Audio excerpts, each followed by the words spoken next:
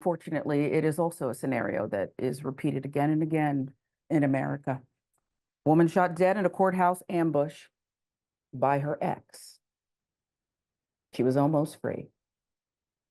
Crystal Evan had been enduring a brutal divorce battle for 2 years as she was trying to move on from a violent marriage. 2 days after the divorce was finalized, her ex-husband shot and killed her in front of the courthouse.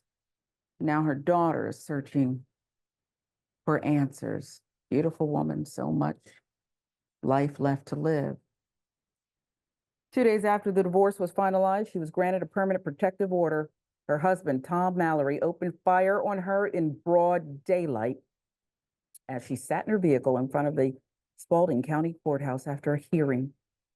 Evans died from her injuries. Now her loved ones are demanding answers, accusing the sheriff and police of dropping the ball. Our friends at Atlanta Black Star are bringing us this horror. On the day of the hearing, Courthouse said a family friend asked a court clerk to arrange an escort for Evans as she left the courtroom, but somehow the message was never relayed. Not that important, I guess. Had to look at TikTok, maybe? She believes if the police had not ignored the seriousness of the situation, her mom would be still alive. With millions watching and many people benefiting from this program called Indisputable, we just need 1% of the viewers to become a paid member so we can continue to bring this content to you. Now back to the show. My mom literally called the sheriff's department the day before because he was stalking her, Precious said. They did nothing. Had they had someone to walk out with her, like her friend asked, she would still be here. Won't surprise you, the sheriff's office is denying this. Spalding County Sheriff Darnell Dix disputed this claim and defended his deputies in a Facebook post September 14th. For a fact, the person that started the rumor that Mrs. Mallory Evans asked for an escort has admitted that it was a lie, he wrote. Okay, so she's dead, apparently needed an escort. Why would someone lie? That's just my question. By all accounts, the couple had a tumultuous marriage, Dick said. Deputies had responded to many domestic violence calls at their home, but often had difficulty determining who was the aggressor. Oh, really? Okay. So you'd been to their home, tumultuous marriage, which, let's go with violent, not tumultuous. And yet you knew all that. And nobody thought that perhaps we need to separate these parties and make sure the ex-wife gets away from there safely. There were times when she claimed he hit her or pulled a gun on her. There were times when he said she got angry and hit him and shot at him. This was, by all definitions, a toxic relationship, he wrote, adding that on one occasion, Mallory was arrested, but he posted bond. Oh, I get it, on both sides. Isn't that what we're doing here? I thought you were supposed to investigate, but they're both sides. They're just so volatile. But you can't decide, so we show up and say, hey, you separate yourself. You're out of here. Throughout the harrowing divorce proceedings, 44-year-old victim turned to Facebook to post about her husband's erratic behavior, and as she put it, leave a paper trail. It's funny how she could see what was about to happen, but the sheriff and his deputies couldn't. She left a public manifesto, if you will, because she knew him better than anybody else, perhaps. Good people on both sides, just having a little, spat. August 3rd, 2024, she wrote, it's sad that I have to walk around terrified for my life and my children's. I know if something happens to me, please know who did it. This man has said numerous times he was going to kill me.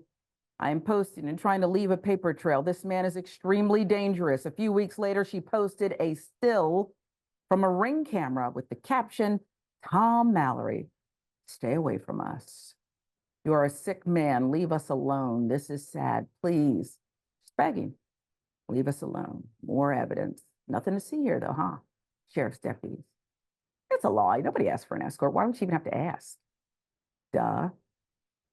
One day before her death, she wrote, dude, please leave me alone. It's over. Move on with your life, please.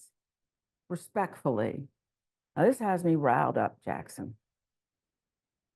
A lot of women have been through this, not to this degree, thank goodness, me too. Do you know what it's like to have somebody stalking you? And then somebody stalking you, but wanting you to know that they have you in their sights. Been through that. And to have court officials think, volatile relationship, it's nothing. And to just dismiss it. When violent behavior happens, well, it's not that bad. And don't even get me started with the psychological infringement. It's debilitating. She said she was walking around in fear. He said he was going to kill her. And yet highly trained sheriff's deputies don't know who is the dangerous one.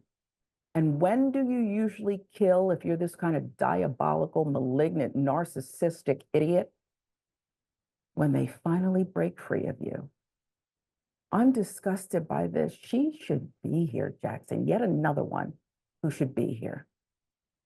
Absolutely, she should be here. And this really highlights just how women, in particular Black women, aren't taken seriously in these situations, even if there's undeniable evidence and proof that a woman is going through abuse and is in a situation that she really just can't safely and easily break free. There's some type of, oh, well, she should have chose better. You know, we don't really need to put our resources in this area because this is a matter of personal responsibility, which is a lot of why the sheriff deputies wanted to put out that, oh, well, she shot at him before. This was a thing where they were both really tumultuous with each other. So there was no way to tell. But at the end of the day, they just really didn't value or have any real concern for her safety. And unfortunately, people find themselves in these types of situations, especially as you pointed out, when you're dealing with somebody has malignant narcissism and their egos are so fragile, they just can't take any That kind of part. slight. You know, they can't take any type of slight whatsoever. They can never get over that wound. They could be stalking you and causing you issues for years on end. And you never really know when that's going to go away, perhaps when they find a new victim or when they get locked up or anything along those lines. But for women who do make it out of situations like this, and a lot of the time as you grow up, good thing is that you got to realize relationships really aren't that serious. I mean, they Thank can you. bring you, you know, they can be very positive. They can be, you know, they can be very strong, but in modern times, people don't have to stay together. And overall, that is a good thing. So, you know, I encourage anybody who's in a situation, even if it's not really, really bad like this, just always put yourself first enough to realize life is more than me being with this one person. But unfortunately, Black women far too often there's just no concern for their life. She was doing that. She was putting herself, her family first, and She was finally saying trying. enough is enough. And we don't know if she ever pulled a gun. That's what he said. Yeah. Seems like there was plenty of a paper trail, including that Ring camera image, that the police, if they really wanted to investigate, keep her safe, they could have. I bet you a rookie could have investigated this case and seen who was really at fault here. And so you're right. Jackson's right. Put yourself first, get out. Oh, unless you live in certain places, certain states, right, that are telling you if you're pregnant, you're not supposed to leave. In fact, Missouri might be one of them. You can't leave this marriage. You're like an indentured servant, a second-class citizen. A lot of women have issues, but the court system and this, well, you seem like you can speak for yourself. You seem like you're a tough gal. You don't need anything. We got you. Oh, that's right. You got yourself. It's a lot. It's time to start taking this stuff seriously. But once again, slow singing and flower bringing.